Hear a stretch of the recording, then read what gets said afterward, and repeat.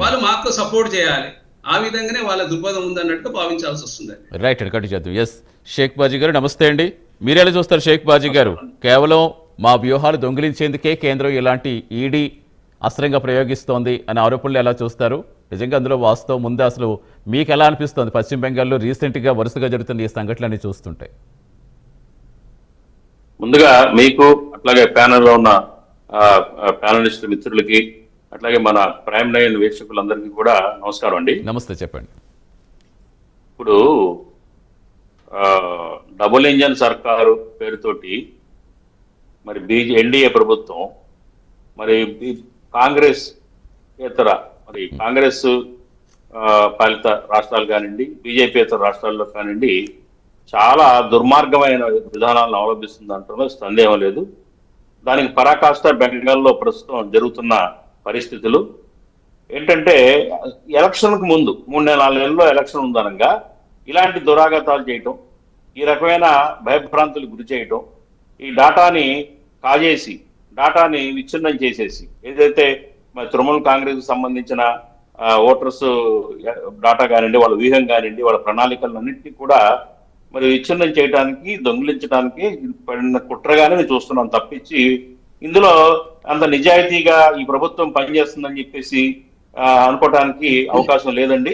కారణం ఏంటంటే ఇది 2022లో జరిగిన కుంభకోణం ఏదైతే ఈడీ ప్రస్తావిస్తుందో, బొగ్గు కుంభకోణం, 20 కోట్ల రూపాయల బొగ్గు హవాలా ద్వారా గోవా ఎలక్షన్స్ కి సంబంధించి ఆ డబ్బుని ఐపాక్ సంస్థకి మళ్లించారు అన్నదే ప్రధానంగా ఈడీ అభియోగం. 22లో జరిగితే ఈ 3 సంవత్సరాల పాటు ఏం చేస్తున్నారండి? ఈ 3.5 సంవత్సరాల ఇప్పుడే ఎందుకు గుర్తుకొచ్చింది ఎలక్షన్ ముందుది? ఇన్నాళ్ళు ఏం చేస్తా ఉన్నారు? కాబట్టి ఏంటంటే ఖచ్చితంగా క్లియర్ కట్ గా అర్థమవుతా ఉంది ఇది ఒక మోసపూరితమైన కుట్రలో భాగంగా మరి ఈ ఏదైతే ఎన్డీఏ ప్రభుత్వం వ్యవస్థల్ని వాడుకుంటుంది, ఈడీ, సిబిఐ అట్లాగే రకరకాల రాజ్యాంగ వ్యవస్థలన్నింటినీ గుప్పిట్లో పెట్టుకొని మరి ప్రతిపక్షాలని అణిచేయటం, ప్రతిపక్ష పార్టీలు పరిపాలించే రాష్ట్రాల్లో ఇట్లాగా సృష్టించి ఎలాగోలా మళ్ళీ బెంగాల్లో కూడా గెలవాలి, ఏదో రకంగా చేసి బెంగాల్లో కూడా మేము గెలవాలి అన్న ఒక దురుద్దేశంతో, రాజకీయ దురుద్దేశంతో జరుగుతున్న ఈ దాడి అండి ఇది. కాబట్టి ఏంటంటే దీన్ని మేము ఖండిస్తా ఉన్నాము. మా ఇండి కూటమిలో భాగమైన పార్టీగా తృణమూల్ కాంగ్రెస్ అట్లాగే మమతా బెనర్జీ గారు ఎంతో చక్కటి పరిపాలన అందిస్తున్నారు. బెంగాల్లో పేద ప్రజల పాలిట ఒక దేవతలాగా పరిపాలన చేస్తుంది. ఏంటంటే అక్కడ ఒక విషపూరితమైన ప్రచారం, అక్కడ ఏదో అవినీతి జరుగుతుందని చెప్పేసి అక్కడ లేనిపోయిన ప్రచారం చేసి అక్కడ ఇబ్బంది పెట్టాలన్న ఉద్దేశంతోనే ఈ కుట్ర చేసి ఈడీని ఉసిగొల్పి ఈడీ ద్వారా ఇవన్నీ చేస్తున్నారండి. ఇకపోతే ఏంటంటే నేను ఒకటే ప్రశ్నిస్తా ఉన్నా, బీజేపీ నాయకులు, ఈ దేశంలో ఉన్న బీజేపీ నాయకులు చాలా మంది అవినీతిలో కూరుకుపోయి ఉన్నారు.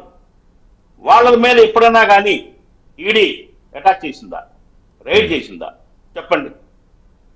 దాదాపు 2015 నుంచి 2025 వరకు ప్రమాదమే 25 మంది రాజకీయ నాయకులు మీద ఈడీ ఉసుగొల్పి వాళ్ళని కంట్రోల్లో చేశారు. వాళ్ళందరూ మళ్ళీ బీజేపీలోకి వెళ్ళిన తర్వాత పునీతులు అయిపోయారు. వాళ్ళు వాషింగ్ మిషన్ లో చేసి నిర్మా సబ్బుతో ఉతికిన స్వచ్ఛందంగా బయటకు వచ్చేసి వాళ్ళు పునీతులు అయిపోయారు. బీజేపీలో చేరు ఎలా అవుతారండి? 25 మంది మీద ఆరోపణలు ఉన్నాయి, వాళ్ళ మీద ఈడీ అటాక్ చేసింది. ఈడీ ఉసుగొల్పంగానే వాళ్ళందరూ కూడా బీజేపీలో జాయిన్ అయిపోయారు. నా పేర్లతో సహా నా దగ్గర లిస్ట్ ఉంది. ఇవాళ బీజేపీలో ఉండగానే వాళ్ళు సచ్చీలులు ఎలా అవుతారు? అలాగే ఆల్రెడీ ఇప్పుడు బీజేపీలో ఉన్న బడా నాయకులు ఉన్నారు, అవినీతి తిమింగలాలు. వాళ్ళ మీద ఏ ఒక్కరి మీద అన్నా కానీ ఈ దేశంలో బీజేపీ నాయకుడి మీద ఈడీ దాడులు చేసిందా? చెప్పమనండి. ఎందుకు చేయట్లేదు? బీజేపీలో ఉన్న నాయకులందరూ ఇవాళ మీరు చూస్తే గనక రిపోర్ట్ చూస్తే బీజేపీలో ఉన్న ఎంపీల్లో దాదాపు 70% మంది అవినీతి ఆరోపణలు ఎదుర్కొంటున్నారు. 70% మంది ఆర్థిక నేరాలు పాల్పడిన వాళ్ళు ఉన్నారు. వాళ్ళ సచ్చినులా పునీతులా కాదు కదా. మరి వాళ్ళ మీద ఎందుకు ఈడీ దాడి చేయదు? వాళ్ళని ఎందుకు అరెస్ట్ చేయదు?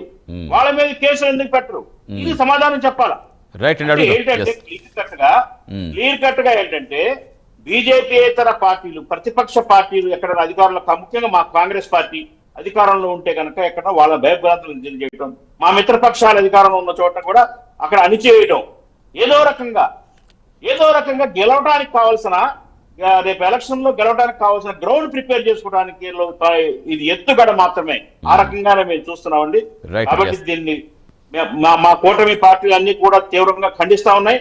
కాంగ్రెస్ పార్టీ లీడ్ తీసుకుంటుంది. ఖచ్చితంగా ఈ పోరాటం చేస్తాము. ఖచ్చితంగా ఏదైతే ఈ బీజేపీ దురాగతాలు ఈ దేశంలో ఉన్నాయో, అహంకారపూరిత స్వార్థపూరిత రాజకీయాలు, ఎలా అయినా కానీ బుళ్ళొచ్చేసి గెలవాలన్న ఒక కుట్రలో భాగం. దాన్ని మేము ఖచ్చితంగా కాంగ్రెస్ పార్టీగా, కూటమి పార్టీగా మేము ఎదుర్కొంటామని చెప్పేసి ఈ సందర్భంగా తెలియజేస్తున్నాం. రైట్ సార్, కంటిన్యూ చేద్దాం. ప్రకాష్ రెడ్డి గారు జాయిన్ అయ్యారు, బీజేపీ సీనియర్ నాయకులు. నమస్తే ప్రకాష్ రెడ్డి గారు, welcome to the debate sir. నమస్తే.